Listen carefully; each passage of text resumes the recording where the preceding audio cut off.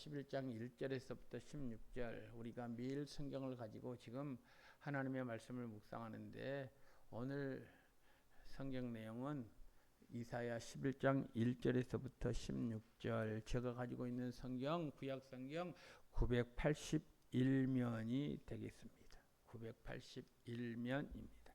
이 계시된 하나님의 말씀을 제가 봉독합니다. 이새 줄기에서 한 싹이 나며 그 뿌리에서 한 가지가 나서 결실할 것이요 그의 위에 여호와의 영 곧 지혜와 총명의 영이요 모략과 재능의 영이요 지식과 여호와를 경외하는 영이 강림하시리니 그가 여호와를 경외함으로 즐거움을 삼을 것이며 그의 눈에 보이는 대로 심판하지 아니하며 그의 귀에 들리는 대로 판단하지 아니하며 공의로 가난한 자를 심판하며 정직으로 세상의 겸손한 자를 판단할 것이며 그의 입에 막대기로 세상을 치며 그의 입술의 기운으로 악인을 죽일 것이며 공의로 그의 허리띠를 삼으며 성실로 그의 몸의 띠를 삼으리라. 그때 이리가 어린 양과 함께 살며 표범이 어린 염소와 함께 누우며 송아지와 어린 사자와 살찐 짐승이 함께 있어 어린 아이에게 끌리며 암소와 곰이 함께 먹으며 그것들의 새끼가 함께 엎드려지며 사자가 소처럼 풀을 먹을 것이며 젖먹는 아이가 독사의 구멍에서 장난하며 젖된 어린아이가 독사의 굴에 손을 넣을 것이라. 내 거룩한 산 모든 곳에서 해됨도 없고 상함도 없을 것이니 이는 물이 바다를 덮음같이 여호와를 아는 지식이 세상에 충만할 것임이니라. 그날에 이새의 뿌리에서 한 싹이 나서 만민의 기치로 설 것이요 열방이 그에게로 돌아오리니 그가 거한 곳이 영화로우리라. 그날에 주께서 다시 그의 손을 펴사 그의 남은 백성을 아수르와 애굽과 바드로스와 구스와 엘람과 시날과 하맛과 바다 섬들에서 돌아오게 하실 것이라. 여호와께서 열방을 향하여 기치를 세우시고 이스라엘의 쫓긴 자들을 모으시며 땅 사방에서 유다의 흩어진 자들을 모으시리니 에브라임의 질투는 없어지고 유다를 괴롭게 하던 자들은 끊어지며 에브라임은 유다를 질투하지 아니하며 유다는 에브라임을 괴롭게 하지 아니할 것이요 그들이 서쪽으로 블레셋 사람들의 어깨에 날아앉고 함께 동방 백성을 노력하며 에돔과 모압에 손을 대며 암몬 자손을 자기에게 복종시키리라. 여호와께서 애굽 해만을 말리시고 그의 손을 유브라데 하수 위에 흔들어 뜨거운 바람을 일으켜 그 하수를 쳐 7갈래로 나누어 신을 신고 건너가게 하실 것이라. 그의 남아있는 백성 곧 아수르에서 남은 자들을 위하여 큰 길이 있게 하시되 이스라엘이 애굽 땅에서 나오던 날과 같게 하시리라. 아멘. 여러분, 오늘 본문의 내용이 좀 깁니다. 본문의 내용은 길지만 16절이지만 하나님께서 이 오늘 본문 말씀을 통해서 우리에게 주신 의미는요 굉장히 깊습니다. 한마디로 말해서 이사야 11장은 메시아에 대한 가장 위대한 예언 가운데 하나입니다. 예수 그리스도에 대한 예언 가운데 하나의 말씀이 오늘 본문의 내용입니다. 이사야 10장에 보면 하나님께서 그때 당시 가장 강대국이었던 교만한 아수르를 큰 나무를 베어 버리듯이 심판하십니다. 나무가 잘려나가면 아무런 희망이 없어 보입니다. 그런데 말입니다. 그 잘려진 구루터기에서 새로운 생명의 싹이 틔우기 시작합니다. 아마 여러분들이 오늘 예배당 오면서 우리 교회 화단을 보셨을지 모르겠습니다. 교회 앞 화단에는 비록 조그맣지만 이곳에는요 많은 나무들이 있습니다. 앵두나무도 있습니다. 무화과 나무도 있습니다. 자두나무도 있습니다. 대추나무도 있습니다. 보리수나무도 있습니다. 작은 화단에 많은 종류의 나무들이 있기 때문에 그 나무들은 시시때때로 그 가지를 잘라 주어야 합니다. 어떤 나무들은 밑둥까지 잘라냅니다. 밑둥까지 잘라내면 죽겠다라고 생각하는데요. 시간이 흐르다 보면, 철이 지나다 보면 그 밑둥에서부터 새로운 줄기가 움트는 것을 발견하게 됩니다. 오늘 본문의 내용이 바로 그렇습니다. 그 잘려진 구루터기에서 생명의 싹이 틔우고 있음을 성경은 우리에게 밝히고 있습니다. 오늘 1절 말씀 보십시오. 이 새 줄기에서 한 싹이 나며 그 뿌리에서 한 가지가 나서 결실한다라고 말씀하고 있습니다. 여기서 이새는 다윗의 아버지입니다. 하나님께서는 다윗 왕자가 완전히 끝난 것처럼 보이는 상황 가운데서도 새로운 왕을 준비하고 계셨습니다. 이사야 11장 내용을 보면 지금 다윗 시대가 지나고 다윗 그 다음의 시대가 솔로몬 아닙니까? 솔로몬 사후에 남쪽은 유다로 북쪽은 이스라엘로 분단되지 않습니까? 남쪽 유다는 르호보암 왕으로부터 시작해서 20명의 왕이 나라를 통치합니다. 그리고 바벨론에게 멸망합니다. 북쪽 이스라엘은 여로보암의 왕이 되어서 19명이 통치하다가 아수르에게 멸망을 당합니다. 그러니까 하나님께서 다윗 왕자가 완전히 끝난 것처럼 보이는 이 상황 가운데서도 새로운 왕을 준비하고 계심을 오늘 성경은 우리에게 말씀하고 있습니다. 오늘 본문은요, 구약 성경 가운데서 대단히 중요한 장입니다. 예수 그리스도에 대한 예언이기 때문에 그렇습니다. 여러분, 우리의 인생도 마찬가지입니다. 우리의 삶을 한번 돌이켜 보십시오. 잘려진 것 같은 인생 아닙니까? 살다 보면 여러 삶의 굴곡들이 있지 않습니까?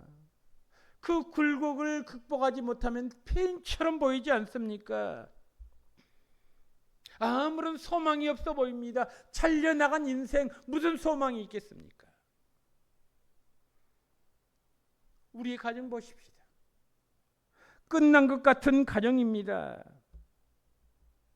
여러분, 결혼식 할 때는요, 정말 함께 하기로 다짐했던 부부들, 그런데 살다 보면요, 이런저런 일로 끝내려고 하는 경우들이 얼마나 많습니까?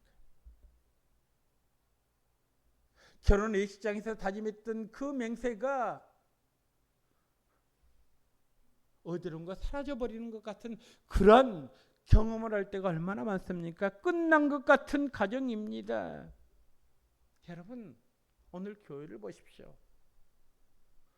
교회는요, 무너진 것 같은 교회입니다.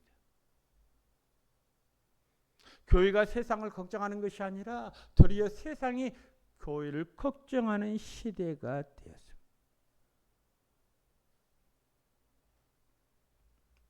한마디로 말해서 희망이 없어 보이는 상황입니다. 그 희망을 어디서 찾을 수 있단 말입니까? 그런데 하나님은 희망 없어 보이는 그런 상황 가운데서도 새로운 싹을 내셨다라고 하는 말씀이지요. 오늘 본문의 말씀은 그 싹이신 예수 그리스도가 어떤 분이며 무엇을 이루시는가를 우리에게, 소망 없는 우리들에게 들려주시는 하나님의 말씀입니다. 자, 그럼 오늘 이사야 11장 말씀을 통해서 우리가 이 말씀 속에서 우리가 깨닫게 될 진리의 말씀이 무엇입니까? 줄기에서 난 한 싹은요, 성령으로 충만한 메시아다라고 말씀하고 있습니다. 다시 한번 1절 말씀 보십시오. 다윗의 줄기가 아닙니다. 이새 줄기라고 말합니다. 이새 줄기에서 한 싹이 났다. 다윗의 줄기라고 해야 마땅함에도 불구하고 성경은 이새 줄기라고 말합니다. 이는 다윗 왕국의 화려함이 사라지고 가장 초라한 상태를 말합니다. 마치 큰 나무가 베어져 버리고 그루터기만 남은 그 모습, 그 상황을 지금 연상할 수가 있지요. 다윗 왕조 시대는요, 많은 사람들이 다윗을 우러러 경배했습니다. 그런데 다윗이 통치하는 시간이 지나고 솔로몬이 아버지 뒤를 이어서 나라를 통치하고 또 분단돼서 남유다를 르호보암 왕이 통치하고 그러다가 결국 바벨론에게 멸망당하지 않습니까? 결국 이스라엘은 바벨론의 포로가 됩니다. 거룩한 왕국은 무너졌습니다. 그래서 많은 사람들은 이구동성으로 이렇게 말합니다. 다윗의 왕조는 끝이 났다. 그 영광은 사라졌다. 그런데 하나님은 끝난 것이 아니라 이제 시작이라고 지금 선포하는 말씀이 오늘 본문의 내용입니다. 그래서 이세 줄기에서 한 싹이 났다 그렇게 말씀합니다. 이 예언은 예수님께 그대로 성취되었습니다. 여러분, 마태복음 1장 1절 말씀 보니까요, 아브라함과 다윗의 자손 예수 그리스도의 족보라 그렇게 기록이 되어 있습니다. 예수님은 초라한 목수의 가정에서 태어나셨습니다. 왕궁이 아니라 마국간에서 태어나셨습니다. 세상은 볼품 없어 보았지만 하나님은 그 싹 예수를 통해서 세상을 구원하셨습니다. 그 구원자 예수님에 대해서 성경은 뭐라고 말합니까? 오늘 2절 말씀 보니까요, 성령이 7가지 모습으로 임한다라고 그렇게 기록이 되어 있습니다. 여호와의 영, 곧 지혜와 총명의 영이요, 모략과 재능의 영이요, 지식과 여호와를 경외하는 영이 강림하시리니 그렇게 말씀하고 있습니다. 여호와의 영이 그 위에 강림하신다. 이 강림하신다라는 말은 함께 하신다라는 것입니다. 여러분, 함께 한다라는 것이 얼마나 귀하고 복된 일인 줄 아십니까? 사람은요, 함께 한다라고 말해놓고 어려운 일이 있으면 시간이 지나면 함께 하는 것이 아니라 갈라서는 경우들이 얼마나 많습니까? 왜 갈라서는 것입니까? 마음에 들지 않기 때문에 갈라섭니다. 왜 갈라서는 것입니까? 처음에는 그렇지 않았는데 살다 보니까 생각이 바뀌어서 갈라서는 것 아니겠습니까? 그런데 오늘 성경 말씀 보십시오.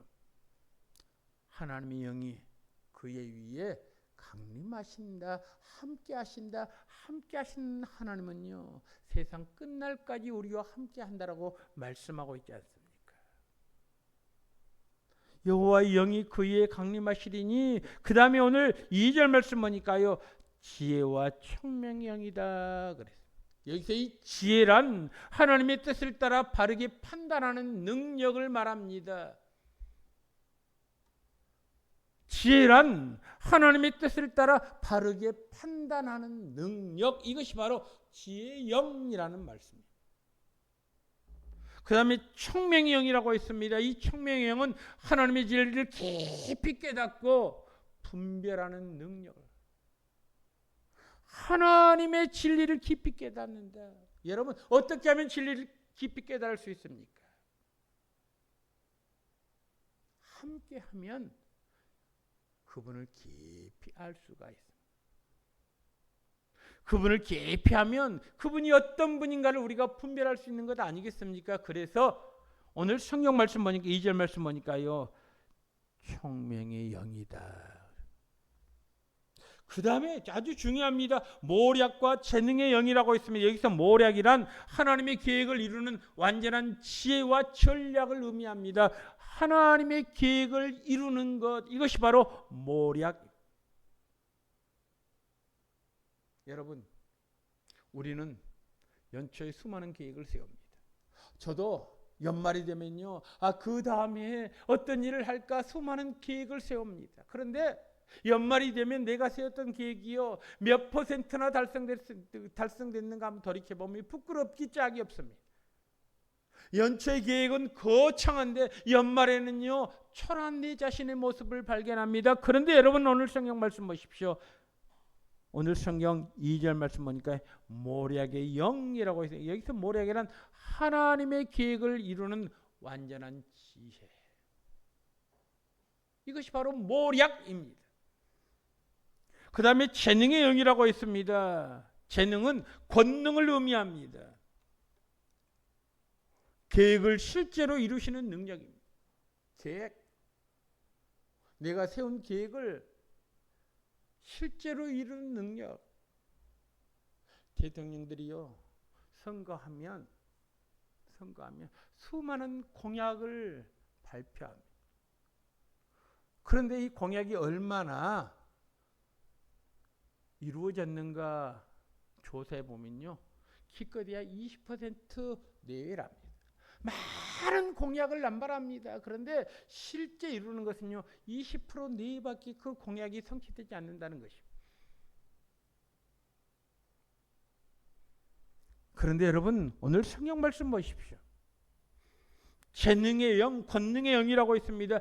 계획을 실제로 이루시는 하나님의 능력. 하나님은 빈말하지 않습니다. 하나님은 인생이 아니시니 시건치 않으시고 사람이 아니시니 후회가 없으시도다, 그렇게 말씀하지 않습니까? 우리는 후회할 때가 얼마나 많습니까? 왜 내가 이 직업을 선택했는가? 왜 내가 이 학교에 갔는가? 왜 내가 이 사람과 결혼했는가? 여러분, 후회한 경우들이 있지 않습니까? 후회한들 무슨 소용이 있습니까?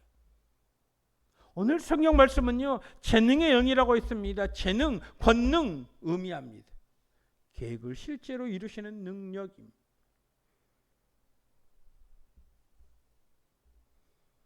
그 다음에 오늘 2절 말씀 보니까 지식이라고 있으면 이 지식, 여러분 여기서 지식은 세상의 지식을 말하는 것이 아닙니다. 하나님을 아는 참된 지식을 말하는, 하나님을 알아가는 것, 이것이 지식입니다.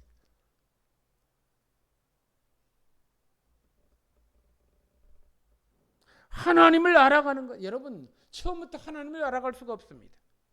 시간이 지나면서 조금씩 예배에 참여하면서 한 달, 두 달 지나면요, 처음에는 찬송하는 법도 모릅니다.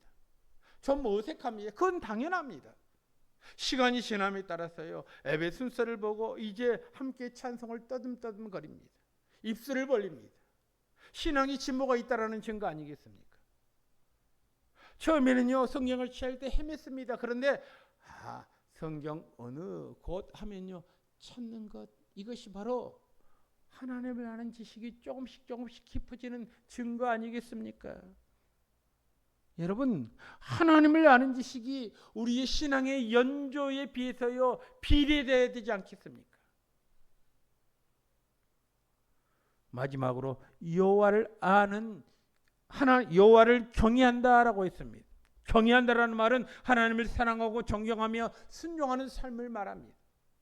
여러분, 과연 여러분 하나님을 경외합니까? 다시 말하면 하나님을 사랑합니까? 하나님을 존경합니까? 하나님께 순종하는 삶을 삽니까? 그러니까 오늘 2절에 성령의 7가지 모습으로 임하는데, 이는 완전한 성령 충만을 의미합니다. 여러분, 우리가 마태복음에 보면요, 예수님께서 세례를 받으실 때 성령이 비둘기 같이 임했다라고 말씀했습니다. 예수님의 모든 사역은 성령의 능력 가운데 이루어졌습니다. 여러분, 오늘날 교회 역시 성령이 없이는, 성령의 능력이 없이는 아무 일도 할 수 없습니다. 사람의 능력으로 할 수 없습니다. 성령의 인도하심이 있어야 합니다. 그런데 사람들은요, 잘못 착각합니다. 성령의 능력이 없어도 많이 모일 수 있습니다. 성령의 능력이 없어도 크고 작은 교회를 세울 수가 있습니다. 여러분, 우리는 여기서 분명히 깨달아요. 능력보다 성령이 먼저입니다. 봉사보다도 성령이 먼저입니다. 여호와 영이 우리에게 함께 하시는 성도들이 되기를 주님의 이름으로 축복합니다. 하나님의 영이 내 안에 임재하는 것, 충만히 거하는 것, 이것이 중요하지 않겠습니까? 그런데 세상의 관점을 한번 볼까요? 세상의 왕들은 어떻습니까? 세상은 우선순위가 무엇입니까? 세상은요, 외모를 먼저 중요시합니다. 세상은요 돈을 중요시합니다. 세상은요 권력을 중요시합니다. 세상은요 자격을 봅니다. 이것이 세상의 기준 아닙니까?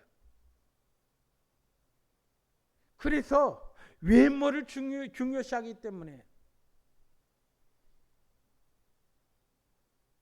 고등학교를 졸업하고 대학교를 진학한 그 텀에 수많은 사람들이요 찾는 곳이 있습니다. 어디입니까? 성형외과입니다. 2, 3개월 동안 그 텀 사이에요 젊은 학생들이 많이 찾는 것이 바로 성형외과입니다. 왜요? 그만큼 외모를 중시하기 때문에 그렇습니다. 세상은 외모를 먼저 봅니다. 얼마나 많이 가졌는가, 어떤 권력을 가졌는가, 명예를 가졌는가, 어떤 자격이 있는가, 그것을 먼저 따집니다. 그러나 여러분 오늘 3절 말씀 보십시오. 메시아는요 눈에 보이는 대로 심판하지 아니한다라고 했습니다. 귀에 들리는 대로 판단하지 아니한다라고 했습니다. 여러분 저와 여러분들은 눈에 보이는 대로 사람을 심판하지 않습니까? 귀에 들리는 대로 판단하지 않습니까? 그런데 우리 주님은요 중심을 보시는 분이십니다. 억울한 자를 변호하십니다. 가난한 자를 세우십니다. 악인을 심판하십니다. 이것이 주님께서 하시는 일입니다. 세상의 사람들은 어떻습니까? 강한 자와 함께 하려고 합니다. 가진 자와 함께 하려고 합니다. 높은 자와 함께 하려고 합니다. 억울한 자를 무시합니다. 가난한 자를 함부로 대합니다. 그런데 우리 주님은요 억울한 자를 변호하시는 분이십니다. 가난한 자를 세우시는 분이십니다. 악인을 심판하시는 분이십니다. 그분의 통치는 환경이 흔들리지 않습니다. 그분의 통치는요 조건에 흔들리지 않습니다. 여러분 우리는 외모를 보지만 주님은 우리의 중심을 보시는 분이십니다. 그렇기 때문에 우리는 사람의 평가보다도 주님의 평가를 두려워해야 합니다. 그런데 우리는 어떻습니까? 하나님 평가보다는 사람들의 눈에 어떻게 하면 잘 보일까? 그것에 더 큰 관심을 가지지 않습니까?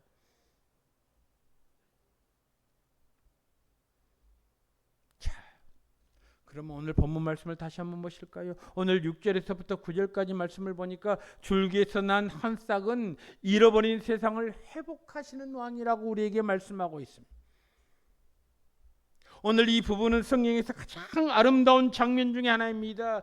평화의 나라를 지금 말씀하고 있습니다. 우리는 지금도 남과 북이 총을 겨루고 있습니다. 그러나 우리는 남과 북이 하나됨을 꿈꾸고 있습니다. 그날이 오기를 간절히 기대하고 있습니다. 남과 북이 평화 통일이 되어서 한 나라가 되는 것을 많은 사람들이 꿈꾸고 있지 않습니까? 여러분 오늘 본문의 내용도 보십시오. 이러한 나라를 지금 꿈꾸고 있습니다. 이리가 어린 양과 함께 삽니다. 표범이 어린 염소와 눕습니다. 사자가 소처럼 풀을 뜯습니다. 어린아이가 독사의 굴에 손을 넣어도 물지 않습니다. 여러분 이것은 단순히 동물 이야기만 아닙니다. 죄 때문에 깨어진 모든 질서가 회복되는 모습을 지금 성경은 말씀하고 있습니다. 다가올 하나님의 나라를 우리에게 지금 보여주고 있습니다. 창세기 3장에서 죄가 들어왔습니다. 그 죄로 말미암아 사람과 하나님과의 관계가 깨어졌습니다. 아담과 하와의 관계가 깨어졌습니다. 서로 불신합니다. 믿지 못합니다. 어디 그뿐입니까? 사람과 자연과의 관계가 깨어졌습니다. 그래서 대재앙이 일어났습니다. 그런데 여러분 오늘 이사야 11장 말씀 보면요. 메시아가 오시면 에덴의 평화가 회복된다 그렇게 말씀하고 있습니다. 여러분 아십니까? 예수님이 이 땅에 오심으로 말미암아 하나님의 나라가 이미 시작되었습니다.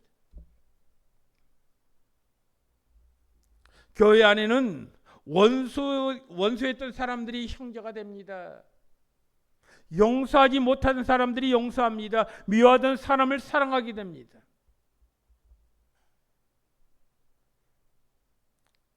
완성될 하나님의 나라, 그러나 이 세상은요 완전하지 않습니다. 언제 완전하게 되는 것입니까? 주님께서 다시 오시면 새하늘과 새 땅에서 완전한 평화가 이루어지는 것임을 성경은 지금 미리 우리에게 보여주고 있는 것 아니겠습니까? 그날을 기대하라는 것입니다. 그날을 소망하라는 것입니다. 여러분, 제가 서두에 말씀드렸다시피 41.4도 정말 숨이 탁탁 막힙니다.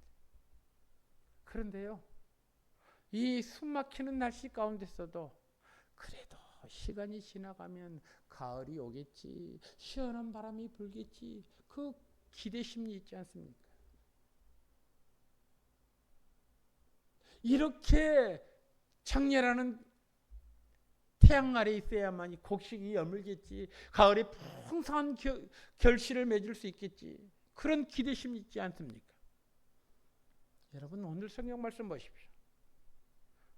다가올 하나님의 나라를 우리에게 지금 미리 맛보기로 보여주는 것 아니겠습니까? 예수님이 다시 재림하시면 새하늘과 새 땅에서 완전한 평화가 이루어지는 것임을 오늘 성경 6절에서부터 9절까지 말씀을 통해서 우리에게 보여주는 것 아니겠습니까?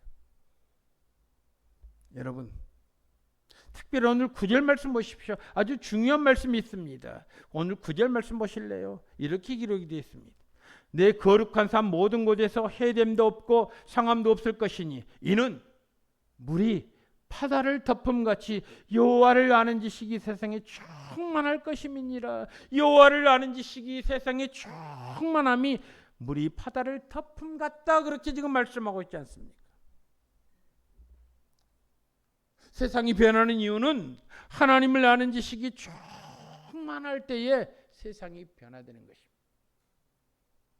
교육으로만 가르치는 것으로 세상이 변화되지 않습니다. 여러분, 어떻게 세상이 변화됩니까? 여호와를 아는 지식이 세상에 충만함으로, 오직 복음으로 세상이 변화된다라는 것입니다. 복음의 핵심이 무엇입니까? 하나님을 사랑하는 것입니다. 이웃을 내 몸처럼 사랑하는 것입니다. 이것이 복음의 핵심 아닙니까? 그런데 요즘 우리는 어떻습니까? 하나님을 사랑합니까? 이웃을 내 몸처럼 사랑합니까?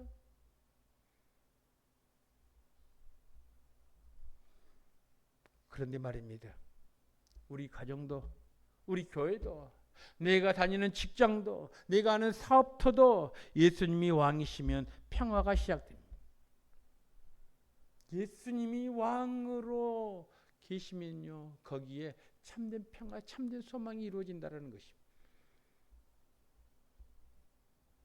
참된 평화가 이루어지면 어떻게 되는 줄 아십니까? 오늘 10절에서부터 16절까지 말씀을 보니까요, 흩어진 백성들이 다시 모으시는 구원자로 주님께서 오신다, 그렇게 말씀하고 있습니다. 여러분, 오늘 10절 말씀 보십시오. 그날에 주님께서 다시 오시는 날에 이새 뿌리에서 한 사람이 일어나서 만민의 기치가 될 것이다 말씀합니다. 기치라는 말은 깃발이라는 말입니다. 여러분, 전쟁 중의 깃발은 모이는 장소입니다. 예수님은 모든 민족이 모이는 깃발입니다. 유대인의 왕만이 아닙니다. 온 세상의 왕이십니다. 그래서 사도 바울은 로마서 15장에서 예수님 안에서 이방인들도 구원을 받는다, 이방인도 구원을 받는다라고 했습니다. 여러분, 오늘 11절 12절 말씀 보십시오. 하나님은 흩어져 있는 백성들을 모으십니다. 주께서 다시 손을 펴사 돌아오게 하실 것이요 라고 말씀하고 있지 않습니까? 주께서 다시 그의 손을 펴사 그의 남은 백성을 돌아오게 하실 것이요. 그 남은 백성이 누굽니까? 어떤 사람입니까? 아수르입니다, 애굽입니다, 바드로스입니다, 구스입니다, 엘람입니다, 시날입니다, 하맛입니다, 바다의 섬들입니다. 여러분, 이들은요 시시때 또 이스라엘과 적대적인 관계에 있었던 그런 민족이었습니다. 심지어 이스라엘을 점령했던 그런 아수르도 있었습니다. 다시금 돌아오게 한다라는 말은 분열이 사라진다라는 것입니다. 전쟁이 그친다라는 것입니다. 여러분, 요즘에는요, 전쟁이 끊임없이 일어납니다. 그런데 전쟁이 끝날 때가 있습니다. 언제입니까? 바로 주님께서 다시 오시는 그날입니다. 그래서 여러분, 오늘 10절 말씀에 그날에, 11절 말씀에 그날에 그렇게 기록이 되어 있어요. 그날, 주님께서 다시 오시는 그날, 재림하시는 그날입니다. 주님께서 다시 오시는 그날 어떻게 된다라고 했습니까? 흩어졌던 나라들 세계 곳곳이 다시 돌아오게 되고, 오늘 13절 말씀 보니까요, 에브라임과 유다가 하나가 된다. 오랫동안 에브라임과 유다는요, 싸웠던 관계였습니다. 싸웠던 관계가 하나가 됩니다. 예수 그리스도는 하나님과의 화목만이 아니라 사람과 사람과의 하나 되게 만드는 그런 역할을 하신 분 아닙니까? 십자가를 통해서 하나님과 사람과 사람과의 관계를 회복시키는 역할을 하지 않았습니까? 그래서 교회를 가리켜서 화해 공동체라고 말합니다.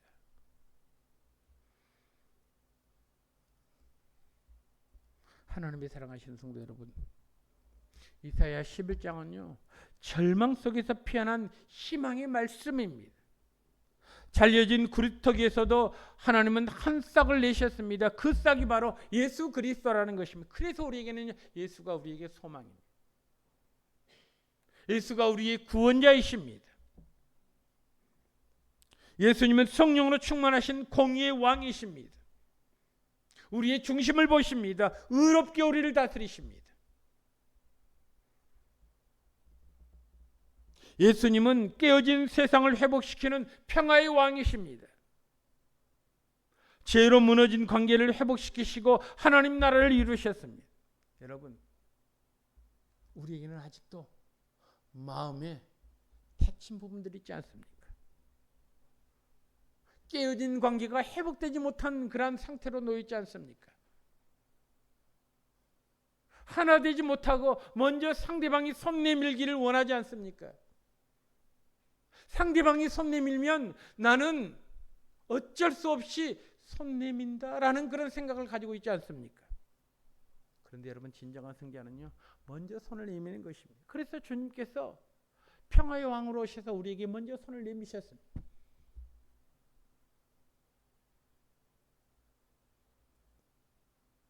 마지막으로 예수님은 흩어진 백성을 모으는 구원의 왕이십니다. 구원자 되시는 왕. 하나님의 사랑하신 성도 여러분, 혹시 여러분의 삶이 잘려진 구루터기처럼 느껴지지 않습니까?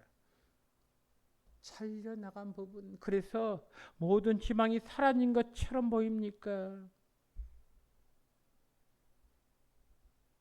많은 사람들이 잘려져 나감으로 말미암아 아무런 소망이 없다라고 절망합니다. 좌절합니다. 포기합니다. 그런데 이사야 11장은 하나님께서 잘려짐으로 말미암아 끝이 아니라 거기에서 새로운 생명이 시작된다라고 말씀하고 있습니다. 그렇기 때문에 우리에게 참된 소망은 환경이 아닙니다. 많은 사람들이 환경이 중요하다고 말합니다. 물론 중요한 건 사실입니다. 그러나 그것이 절대적인 것은 아닙니다. 우리의 소망은 환경이 아니라 줄기에서 난 한 싹이신 예수 그리스도께 있음을 우리가 다시 한번 믿고 고백하는 것입니다. 사람들은 흔히 끝이라고 말하는 곳에서 하나님은 새해를 시작하십니다. 그 시작은 바로 언제나 예수 그리스도이심을 우리에게 밝히 말씀하고 있습니다. 그래서 여러분, 오늘 이사야 11장 1절 말씀에서 이새의 줄기에서 한 싹이 난다, 구루터기에서 한 싹이 난다, 그 뿌리에서 한 가지가 나서 아름답게 결실한 날이 있을 것이다, 우리에게 소망을 주는 말씀 아니겠습니까? 여러분, 지금 우리의 형편이 어떻습니까? 힘들죠? 어렵죠? 절망과 좌절 가운데 있지는 않습니까? 가정의 문제로 인해서 고통당하는 사람은 없습니까? 오늘 말씀 속에서 다시 한번 우리가 위로받기를 원합니다. 사람이 끝이라고 말하는 그곳에서 하나님은 새 일을 시작하시는 분입니다. 그 시작점은 언제나 예수 그리스도이십니다. 그래서 근본으로 돌아가는 것, 처음으로 돌아가는 것, 첫사랑을 회복하는 것, 이것이 관계 회복의 가장 중요한 출발점. 여러분, 오늘 이 본문 말씀 속에서 절망할 수밖에 없는 그 상황 가운데서도 우리가 다시 한번 힘을 내고 주님으로 말미암아 소망을 얻는 복된 성도들이 되기를 주님의 이름으로 축복합니다. 기도하겠습니다. 하나님 아버지 감사합니다. 은혜 더하여 주시니 감사합니다. 구루터기로 남아있을 때 소망이 없는 것처럼 보입니다. 그래서 많은 사람들은 절망합니다. 좌절합니다. 인생을 포기하려고 합니다. 그러나 오늘 성경 말씀을 통해서 잘려진 줄기에서 새로운 가지가 새로운 싹이 나고 있음을 우리에게 말씀해 주시니 감사합니다.